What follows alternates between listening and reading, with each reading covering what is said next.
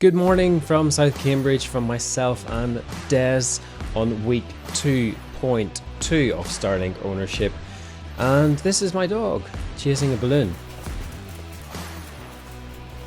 I figured that a lot of YouTube channels have cute animals doing stuff, so this is my attempt at doing that, or showing that. A Yorkshire Terrier chasing a balloon.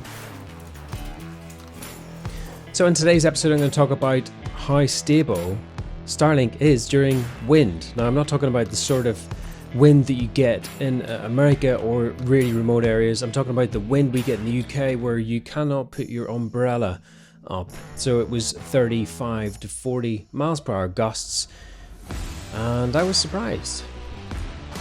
I'm also going to very briefly touch on customer service with Starlink, and finally I will jump into some of the questions that I've received over the last couple of days on my previous videos.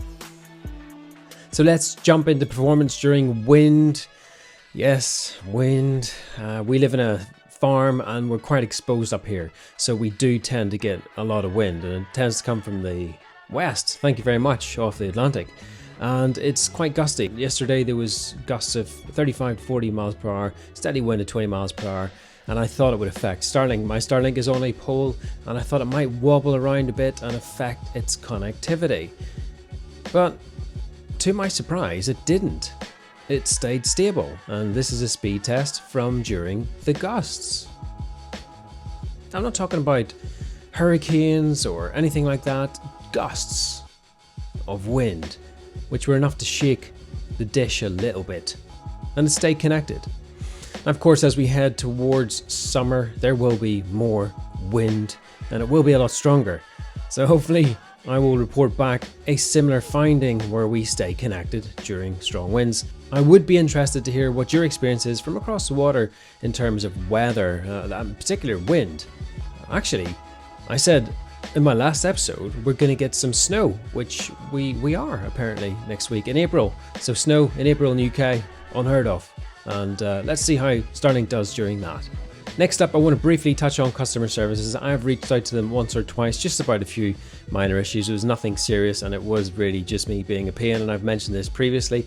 And I sent them an email, and I won't send it anymore. It was asking about downtimes, which I shouldn't have done because it's a beta, but I did because I'm like that. And they replied promptly, very efficiently. I also had to reach out to them to cancel a pole adapter because I didn't want to wait for it. It looked like it was going to take too long to deliver, and they responded very quick, and they cancelled the order, refunded it, no problem, and said it's not an issue, and we sorted it out. Thanks for getting in touch. And it didn't seem like a generic response. It seemed like somebody had sat there and typed a response. Now, there is some feedback coming in from across the world about Starlink's customer services, and some of it is very random. For example, somebody was saying it's too expensive. Well, that's not customer service. That's just the price, and it is what it is. So that's not really a fair complaint. There was a complaint where somebody in Michigan had a problem with his power box, and it took ages to get a reply. He ended up cancelling it, sending it back, and it cost him money to send it back. And yeah, I mean, I don't know how good they are in terms of that sort of thing. Again, I'd be interested to hear your experience of customer service, because if we can pull it all into one place, at least we can understand better where they're at. Now, I get the feeling that Starlink is a bit like the Apple of the internet.